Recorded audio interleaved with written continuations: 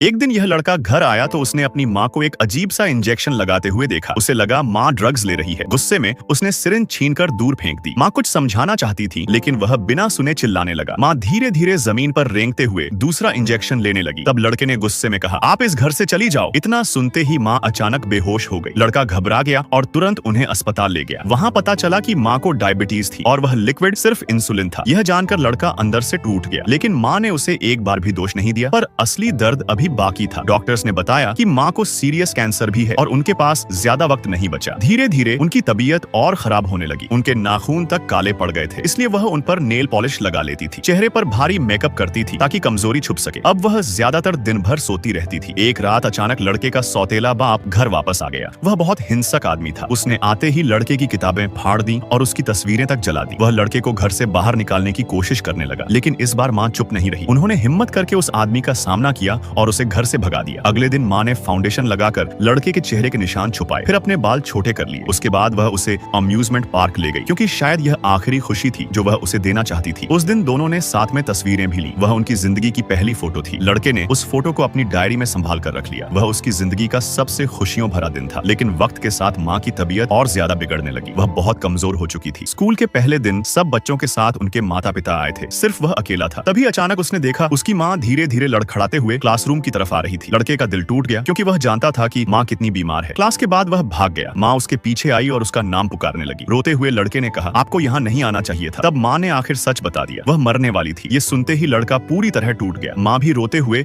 उसे गले लगाकर कहने लगी कि वह उसे कभी छोड़कर नहीं जाएगी। लेकिन धीरे धीरे कैंसर उनके पूरे शरीर में फैल गया। एक बर्फीली रात माँ दर्द से सो भी नहीं पा रही थी। फिर भी उन्होंने लड़के को नहीं बुलाया, क्योंकि वह नहीं चाहती थी कि बेटा उन्हें तकलीफ में देखे। अगली सुबह लड़का माँ को जगाने गया, लेकिन इस बार कोई जवाब नहीं आया। उसने माँ का चेहरा छुआ, उसमें अब कोई गर्माहट नहीं थी। तब उसे समझ आ गया, माँ उसे हमेशा के लिए छोड़कर जा चुकी है। वह जोर जोर से माँ को हिलाकर जगाने की कोशिश करता रहा, लेकिन सच बहुत क्रूर था। उस दिन के बाद जब भी वह चेरी ब्लॉसम्स को गिरते देखता, उसे अपनी माँ याद आ जाती।